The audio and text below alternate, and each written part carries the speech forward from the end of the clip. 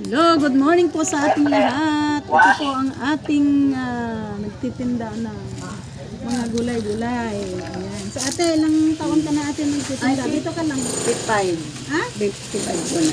55 mo na, pero ilang taon ka na nagtitinda? Ay, mga ko na lang, matagal na kayo. Hanggang dun sa amin. Yung maganda, yung ganito. O meron po siyang paninda na tukmen. Tukmen sa Ilocano. Ano Oo. tukmen sa Tagalog? Tuli ako sa Ay, Tagalog. sa Tulya sa Tagalog. Anong maganda? Ito. Yung masabawan, masarap. Ito masabawan. Yung Ito na lang, masabawan. Gusto ko lagyan ko ng malunggay. Oo, talaga. Tapos, ito yung barang ito. Ito, meron din siyang paninda. Sabi na malalaki. Magkano ito? Ito, 35 ito. Ito na lang pakbet. Pero, marami siyang, meron din siyang pakbet. O, pang pakbet. Alam mo. Masarap ito sa mangga. Oo, talaga. Talaga. Ito na lang kunin ko. Ito, kukunin ko ito. Yan. Ayan, kunin ko. Ano pa ito? Ito yung ang palalang ito na lang. Kunin ko. Ikan ito. Renta yun. Balik ko. Ayan, bibili po ako ng anong tawag ko sa Tagalog? Hindi, pagsabihan ko, ay alupin naman ang Sa Ilocano. Ito sa Isabela, itong kinakain nila, oh. Kinakain namin yung ganito, oh. alupon. Alokon sa Ilocano. Pero ang alam ko, sa Mindanao, hindi nila kinakain to sa Bisaya. talaga? Dito lang po sa region to kinakain ito. Ewan ko lang sa taga Manila kung kinakain po ito.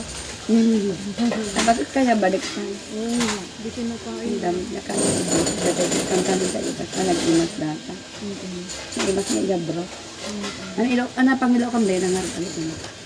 Marunggay. Marungga, dapat nakarabasa na. Malunggay. Ito na lang. Pwede na. Ay, oo.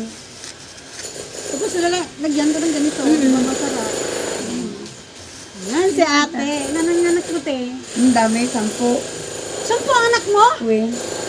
5 babae, kakalimang lalaki. Ang dami. May, Yung asawa mo? ano na sila yung mga ibang anak. Yung asawa mo. Nagtatrabaho din sa bahay na nagtatanim ng gulay, ganyan. Nagtatanim ng buko.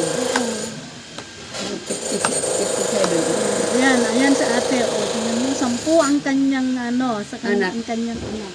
5 babae, 5 lalaki. Pero parang parang sa tingin ko parang hindi 10 anak mo. Tanga po dapo. Nyamit ko. Ibalasan ko taon 15. 15. Nag-asawa ti talon nga lalaki, 3 nga babae. 2 nga babae, 2 nga lalaki. Sige, agriculture ko pinta din dito. Pero may nakatapos na pag na Oo, kaya yung isa, agriculture. Yung isa, education and social. at least may nakatapos ka, may nakatapos kang anak na tayo. Pero meron pa naman mag-aaral. Na dalawa. K-12 dyan, makagraduate. Tapos yung isa ay grade 9.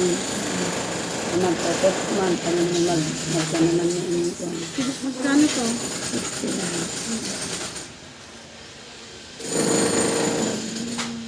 At least may pamumuhay. Walang pansampo. Wow. May tatala ng tulong. Wala na rin.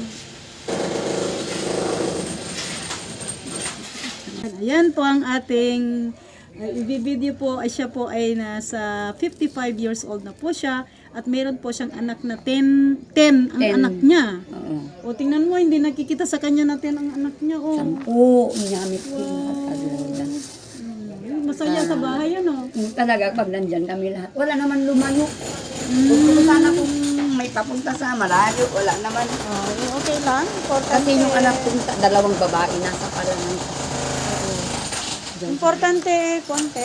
Buhay silang lahat. Oo, walang Wala namang kwan. Ito lang yun. walang Mas mawala. masaya sa bahay pag December. Oo nga talaga, nandyan kami lahat. Ang saya. O sige ate, good Bye-bye luck na lang. Good luck na lang sa iyong paninda, sa sana makabenta ka ng marami. Maraming salamat. Okay, malis na po ang ating ate na nagtitinda po ng gulay. Maraming salamat po.